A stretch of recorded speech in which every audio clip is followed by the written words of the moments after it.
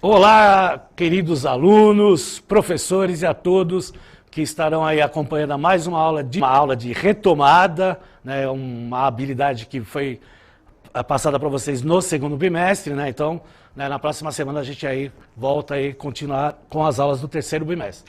Para me ajudar aqui, né, moderando a aula, né, participando também dessa aula aqui junto com o chat, junto com comentários, está aqui o meu querido amigo e professor de matemática, professor Jonas. Olá, bom dia! Sejam todos bem-vindos para essa aula aí de geografia. Hoje eu vou estar aqui acompanhando o chat, acompanhando o que vocês estão comentando. Já então dando um bom dia aqui, ó. Bom dia, professor Ricardo da Escola Maria José Antunes Ferraz, lá de Taboão da Serra aqui. Também um bom dia ao professor Wagner, professora Laís aqui também participando. Bom dia a todos aí, sejam bem-vindos para essa aula, beleza? Exatamente, que é uma aula que fala sobre cultura e o Jonas vai falar sobre o tema da aula e as habilidades de hoje. Isso mesmo, hoje nós vamos falar sobre... Pode voltar até uma telinha antes, na telinha anterior nós temos as influências culturais dos indígenas e africanos no Brasil, né? Nós estamos falando da habilidade aí que é do 7º ano, que é a habilidade 18, asterisco, digamos assim, né? Isso, asterisco. Ela fala o seguinte, fala em analisar as influências indígenas e africanas sociais contemporâneos no Brasil. E aí estamos falando da unidade temática, que é conexões e, no caso, escalas, e o objeto de conhecimento é a formação do território, no caso aqui do Brasil, beleza? Isso, beleza, tudo correto. Nós vamos agora assistir um vídeo que faz parte aí de um vídeo da ONU, né? Década Internacional de Afrodescendentes da ONU e a capoeira. E aí daqui a pouco a gente retorna.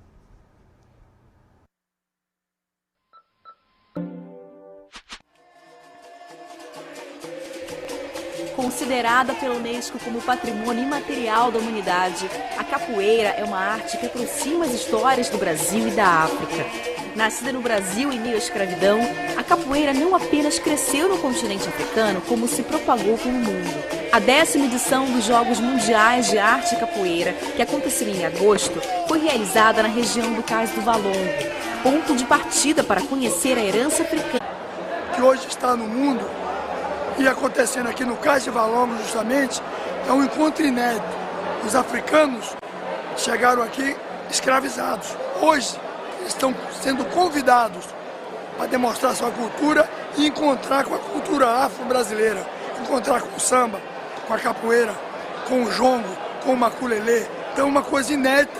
Esses anos todos, nunca aconteceu uma coisa como essa. O africano chega aqui como convidado, com outro discurso e outra situação.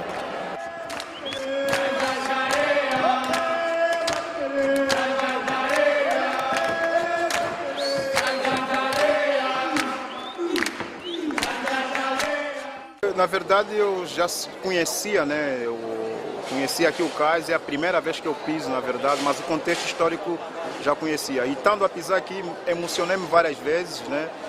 Senti a energia, a presença, né? Então isso é bastante importante no contexto histórico para os africanos e para os afrodescendentes também, né? E isso fazendo parte da história, né? Eu acho que existem nas Américas muito mais lugares com esse contexto histórico, né? Mas o Brasil mais com a ligação com Angola, né? E na verdade escrever isso tem que ser emocionalmente, começando pela emoção. Né, saber que os meus ancestrais, os meus antepassados chegaram por aqui, andaram nessas ruas, isso para mim também chega a ser maravilhoso, né? A cultura afro-brasileira, ela é ímpar.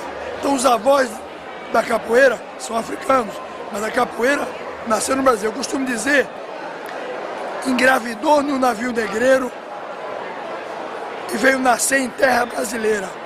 Sem médico e sem parteira, assim nasceu a capoeira. A gente não consegue classificar se a capoeira é luta, se é dança, se é jogo. Enfim, a capoeira reúne tudo isso, né? Isso é uma herança africana nossa. Muito pelo contrário do que as pessoas pensam, a capoeira ela vem nascer, ela surge aqui no Brasil, né?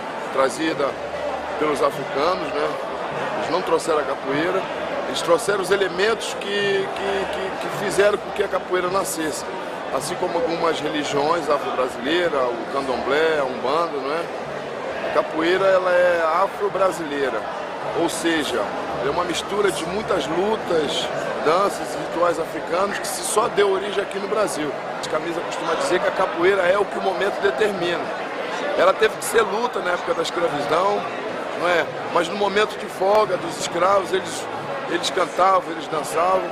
Então a capoeira realmente é o que o momento determina. Tem momentos que eu tenho que ser um lutador, tem momentos que eu tenho que ser um poeta, tem momentos que eu tenho que ser um artista. Enfim, tudo isso, essa cultura a gente adquire com a prática da capoeira. No contexto da década internacional de afrodescendentes, a ONU Brasil esteve presente no encontro para destacar o papel da capoeira na cultura e como instrumento de paz. Depois do lançamento que aconteceu, capoeira, a primeira grande questão, ou o primeiro grande evento, seja sobre capoeira. Por quê? Porque a capoeira, ela é não só uma expressão reconhecida pela Unesco como uma expressão e uma arte, e tendo uma história muito rica, como é também uma metodologia que o Fundo das Nações Unidas para a Infância usa em países africanos, incluindo a República Centro-Africana, para resgatar criança e soldado. Então a capoeira, entre outros usos, então a capoeira é um instrumento de paz.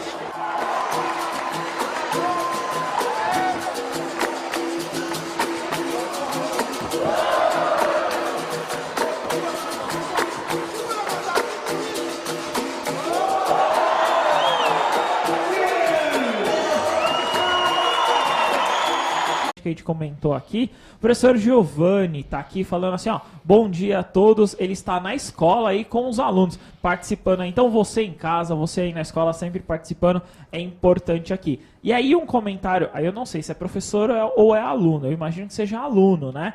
Ele colocou aqui, ó, Zilá Barreto Passiati. Ele colocou que é de Atibaia. A capoeira passou de geração em geração, né? Isso que é interessante, né? Sim. Esse modelo que eles vêm passando de um para o outro, né? Por isso que essa questão de ser brasileiro é importante, exato. Né? E também trabalhar no ensino médio, porque vira um costume, porque já que nós temos palavras, né, formas de agir, cultura, né, dessas comunidades tradicionais, principalmente da comunidade indígena e das comunidades quilombolas, o porquê não também ensinar, né, nas nossas habilidades que nós temos aqui. Fora que, para mim, é muito gratificante, né, e é muito legal apresentar esses vídeos e até apresentando as aulas que a gente faz aí no nosso cotidiano desde o ano passado. Bom, vamos lá para a próxima tela, que a gente comentou sobre década internacional de afrodescendentes. Tá? Isso aí faz parte aí do calendário da ONU. Tá, então há reuniões regionais aí pela América Latina e pelo Caribe, logicamente com a pandemia, né, isso aí acabou ficando mais para as vídeos, né, conferências, né, então são várias reuniões, né, aqui em Brasília teve lá o encontro de 3 a 4 de dezembro de 2015, então é uma década, né, ou seja, são 10 anos para se discutir, né, os valores das culturas afrodescendentes aí, que é muito rica, né, e tem que ser sempre valorizada, tá certo? Pode voltar aqui para mim, por gentileza. Você tinha ouvido falar disso aí, Jonas, da década? De quem é descendente, mas também para quem não é descendente. Eu sou descendente de imigrantes italianos, mas nem por causa disso eu vou deixar de respeitar os valores de outras culturas, né? Então isso é interessante retratar. E lembrando que o Brasil ele é um dos países, para dizer assim, talvez o maior país rico em diversidade cultural que nós temos aqui no planeta, tá? Vamos lá, porque é uma cultura, né? A dimensão cultural de uma dada sociedade compreende um conjunto de códigos e valores materiais e imateriais por ela produzidos, que podem ser resumidos na reunião de saberes, crenças, hábitos e costumes, atividades e técnicas produtivas, prática patrimônio imaterial, que faz parte da cultura imaterial. Você fala de uma letra de música, você fala de uma crença religiosa, né? A capoeira, né? Que tem seus instrumentos materiais, mas que tem, né, toda a sua finalidade imaterial, né? Que por sinal, a capoeira, isso já foi falado em aulas anteriores, ela é um patrimônio não só brasileiro, como também um patrimônio mundial tombado pela Unesco. E é interessante retratar isso. Então não é só aqui no Brasil que se considera esse como um patrimônio histórico, né, também no mundo afora, tá certo? Vamos lá para a próxima na verdade é um vídeo, né, que nós vamos ver, que aí faz parte da comunidade indígena, né, a arte indígena Kusiwá, que é revalidada como patrimônio imaterial do Brasil. Aí depois eu explico, né, o que é essa questão de revalidade, apesar que se prestar atenção no vídeo vai estar explicando. Então daqui a pouco a gente volta. Agradeço, dono da floresta, dono do rio, dono da terra, dono do peixe. E foi assim que Alcuru começou a nossa entrevista, pedindo licença à natureza para falar sobre a sua cultura, a arte Kusiwá. Pinturas corporais, desenhos e cores. Tudo isso representa a maneira como os índios Wayampi do Amapá se expressam. Desde pequenos, eles aprendem que essa arte faz parte da identidade cultural do seu povo. Kusiwá é um desenho que a gente transmite para nosso povo, para crianças, para nossas gerações. O que a gente transmite? São dificuldades para transmitir, perigos. A arte Kusiwá foi o primeiro bem imaterial reconhecido no país. Desde 2002, ela é patrimônio cultural do Brasil e da humanidade. E agora o IPHAN revalidou esse título justamente por reconhecer a importância cultural dessa expressão para o povo indígena. Essa política, ela não prevê apenas o registro de um bem cultural de natureza imaterial, né? Mas ela prevê principalmente ações de salvaguarda para esses bens e principalmente para os detentores desse bem. E aí, dentro dessa política, a parte mais importante dela são justamente as ações de salvaguarda. Um bem, depois que ele é registrado, depois que ele é reconhecido como um patrimônio cultural do Brasil, ele tem que passar por uma revalidação 10 de ninguém mais praticar capoeira. Ela vai deixar de ser mostrada. Mesmo que ela apareça em vídeo, ela não é mais um costume. Então ela deixa de ser um patrimônio histórico, por exemplo, né, Jonas? Agora, quando você tem lá um livro, que ele está lá, né, que você está manuseando ele, você está lendo, e você preserva ele, ele é um patrimônio material. Então ele não precisa ter essa revalidação. Um edifício que foi tombado, né? Quando a gente fala tombado, não é que foi derrubado, né, que foi preservado, né, ou pela prefeitura, época de carnaval. E aí nós temos um mapa, né, pontuando aí onde ficam, né, localizadas as escolas de samba, e nós percebemos aí pelos pontos vermelhos, né, municípios com presença de escolas de samba. A maior concentração está na região sudeste, né, no polo lá São Paulo e destaque em Minas Gerais. Olha lá no Rio Grande do Sul, né, Jonas? Sim. Tem, né, vários, né, porque a gente acaba falando, concentrando muito, né, eixo e essa imagem, essas flautas longas, né, então logicamente ela tem essa característica porque o som, ele tem um tipo de som, então é interessante retratar isso, porque tem essas flautas típicas também de menor tamanho, né? Então depende, né, da dimensão, né, e do tipo de som, né, que aí eu já não conheço bem, né? Aí o Anderson, né, poderia estar falando melhor, né, Jonas? Sim, né? sim. Sobre essa questão aí musical. Quer falar alguma coisinha aí? Não, é importante nessa relação, né, que são instrumentos que eles possuem que foram literalmente criados por eles, né? Isso que é bem curioso e é importante ressaltar, que o modelo, eu acho muito legal essa situação, porque assim, quando você vê um instrumento lá,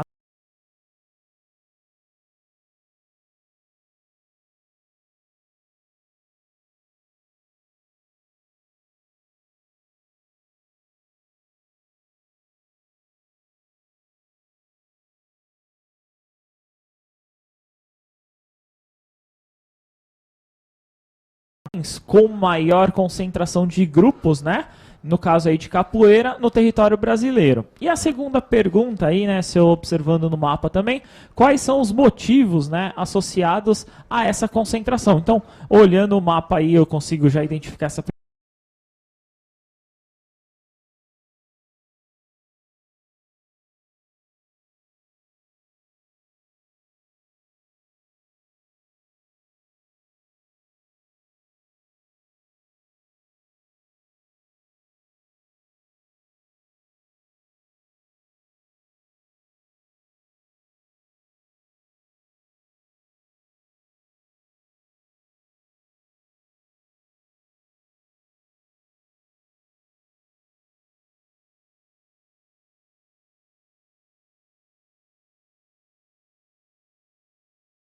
primeira resposta, e na segunda aí eu posso tentar supor uma...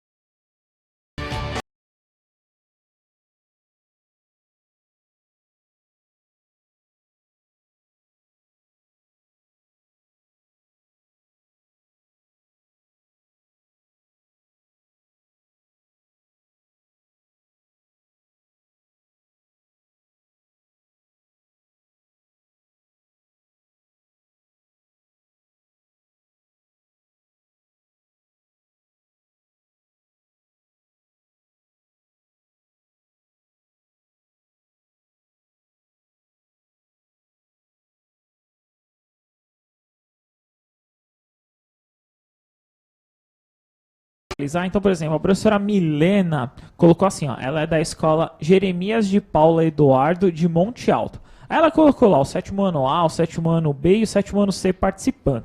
Para a resposta A, alguns alunos colocaram o seguinte, ó, o Theo colocou, acho que no Nordeste, né, ele colocou a ideia aí da resposta da primeira, né, a localização. A Nicole já pensou que foi o Sudeste, então ela pensa aí que o Sudeste seria a maior concentração, né? Na questão B, que era o porquê, né? Os alunos, acho que chegaram meio que num consenso, né?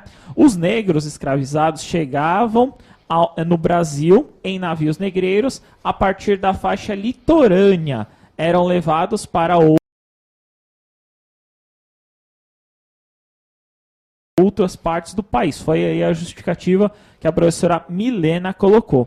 Professor, também interessante que é a questão do litoral. Se você observar, ele não colocou nem a região, ele falou litoral, né? Ele colocou basicamente a costa brasileira, né? E aí ele falou assim, ó, devido ao desembarque, bem como a atividade escravista, no caso na Bahia predominava, né? Então foi bem nesse caminho. Aí, por exemplo, a professora Márcia, colocando a resposta Sabrina, né? Colocando o Sudeste. Sudeste foi um bem que apareceu junto com o litoral. Exatamente. Se a gente for analisar, pode colocar lá o mapa de novo, por gentileza. Olha lá, nós temos lá, né, como o professor falar, a área litorânea, né, das regiões Nordeste e Sudeste. Então tem lá, né, ambas as regiões tem lá maior concentração de grupos de capoeira. E o motivo qual que é? É o que foi falado aí por vocês mesmos.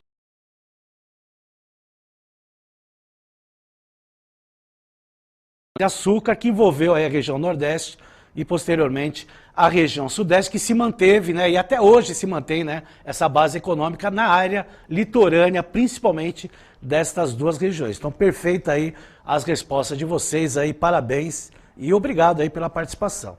Vamos lá para a próxima tela aí, que já está terminando o nosso tempinho. Famílias de línguas africanas, aí, vamos lá. Então,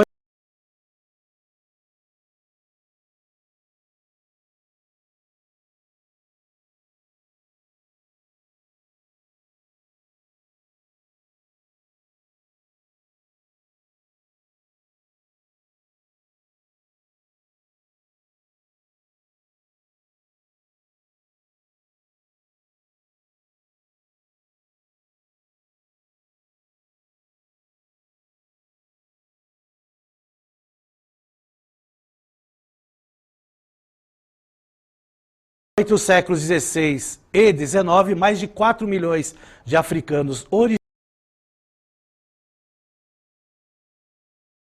E aí fala aí da região Banto, que compreende aí um grupo de 300 línguas muito semelhantes, faladas em 21 países, tá certo? E para falar de línguas, também vamos falar das línguas indígenas. Vamos lá para o próximo mapa. Aí nós temos aí as línguas indígenas, né?